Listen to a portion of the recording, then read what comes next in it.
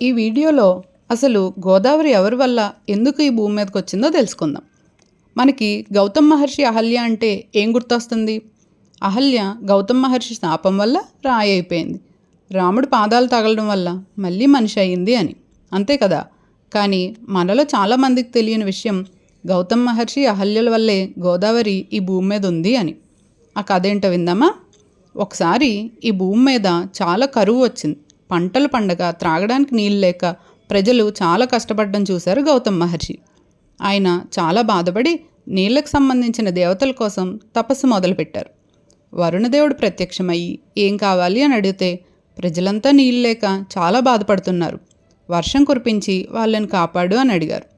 అప్పుడు వరుణదేవుడు, ఈ పంచభూతాలు ఆ శివుని ఆదేశం ప్రకారం పనిచేస్తాయి, నేను శివాజ్ఞ ప్రకారమే వర్షం కురిపించడం లేదు, ఈ ప్రజలు చేసిన పాపాలే దానికి కారణం, కనుక నువ్వు చేసిన తపస్సుకు శివుడి ఆజ్ఞని కాదు అని వర్షం కురిపించే అంత ధైర్యం నాకు లేదు, కానీ ఇంత తపస్సు చేసినందుకు నీకు నీరిస్తాను, కనుక ఒక చిన్న గుండం తవ్వు, అందులో ఎప్పటికీ తగ్గిపోకుండా నీళ్లు ఇస్తూనే ఉంటా, కనుక ఆ నీళ్లతో లోకాన్ని ఎలా కాపాడుతావో నీ ఇష్టం అన్నారు.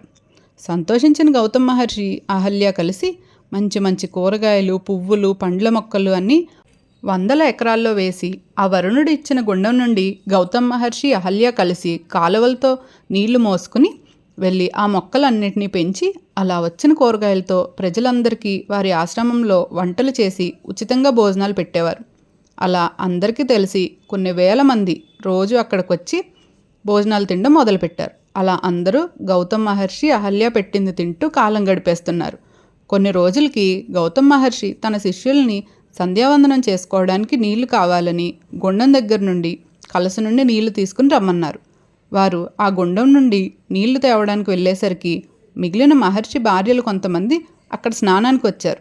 అప్పుడు ఆ శిష్యులు, మేము వెళ్ళే వరకు ఆగండమ్మా, మా గురువు గారికి సంధ్యావందనానికి సమయం అయిపోతుంది, మేము నీళ్లు తీసుకుని వెంటనే వెళ్ళిపోతాం అన్నారు. అప్పుడు వారు అంతా, ఏంటి, గౌతమ్ మహర్షికి నీళ్లు తీసుకుని వెళ్ళడం కోసం మేమెందుకు ఆగాలి, కావలితే మేము వెళ్ళే వరకు ఆగి మేము వెళ్ళాక నీళ్లు తీసుకుని వెళ్ళు అని వారందరూ ఆ గుండంలోకి దిగేశారు.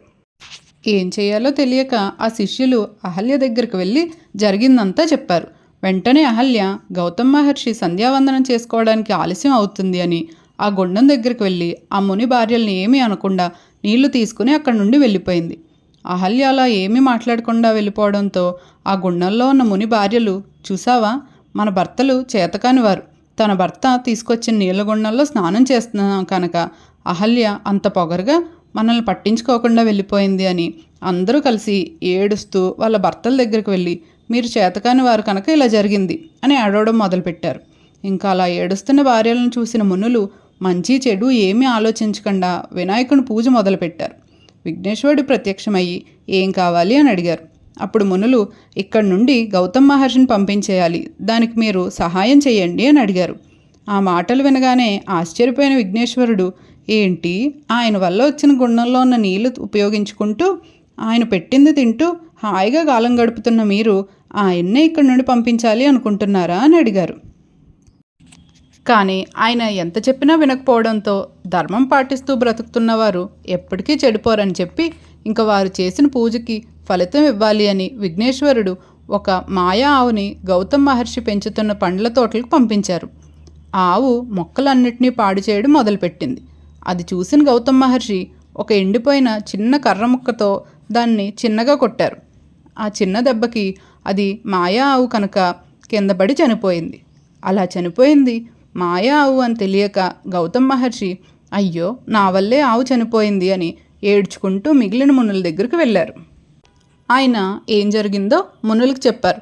వెంటనే ఆ మునులు ఏమీ తెలియనట్లు, ఎంత పాపం చేశావు, ఆవును చంపేశావా, పో ఇక్కడి నుంచి, అంతేకాదు గోవుని చంపేశావు కనుక దేవుడికి పూజలు కూడా చేయకు, నువ్వు పూజ చేసినా వారు ఇష్టపడరు అంటే ఆ గౌతమ్ మహర్షి బాధతో కొన్నాళ్ళు తిరిగి మళ్ళీ ఆ మునుల దగ్గరికి వచ్చి, నా పాపం పోవాలి అంటే ఏదైనా ప్రాయశ్చిత్తం చెప్పండి అని ఆ మునులను అడిగారు.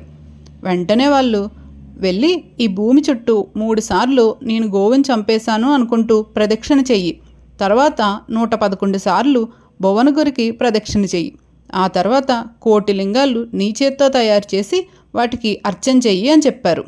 ఇదంతా చేయలేను అనుకుంటే శివుడి కోసం తపస్సు చేసి భగీరథుడు గంగను ఎలా భూమికి తెచ్చాడో అలా నువ్వు కూడా ఆ శివుడిని వారణాసిలోనే కాదు ఇక్కడ కూడా గంగను ప్రవహింప చెయ్యి అని వరం అడుగు అని చెప్పారు ఆ మునులు. ఇంకా ఆ గౌతమ్ మహర్షి శివుడి కోసం ఘోర తపస్సు చేస్తే శివుడు ప్రత్యక్షమయ్యి నువ్వు చేసిన తప్పు ఏమీ లేదు, నువ్వు పెట్టింది తిని వాళ్ళు మళ్ళీ నీకే అపకారం చేశారు అని జరిగిందంతా గౌతమ్ మహర్షికి చెప్పి ఏదైనా వరం అడుగు అని శివయ్య అడిగితే అప్పుడు గౌతమ్ మహర్షి, ఎంత అది మాయా ఆవైనా నా పాపం పోవాలి అంటే నీ శిరస్సు మీద ఉన్న గంగలో స్నానం చేస్తే నాకు పాపం పోయింది అని మనశ్శాంతిగా ఉంటుంది కనుక ఆ గంగను కిందకు దింపు అని వరం అడిగారు. అప్పుడు ఆ గంగ వెంటనే శివయ్యని నువ్వు ఇక్కడ వెలిస్తే నేను కూడా ఇక్కడ ప్రవహిస్తా అంది. అప్పుడు శివుడు త్రయంబకుడిగా అక్కడ వెలిస్తే గంగ కూడా గోదావరిగా ప్రవహించడం మొదలుపెట్టింది. ఇది మన గోదావరి కథ. ఇప్పటి నుండి గోదావరిని చూసిన ప్రతిసారి గౌతమ్ మహర్షిని కూడా తలుచుకుందాం.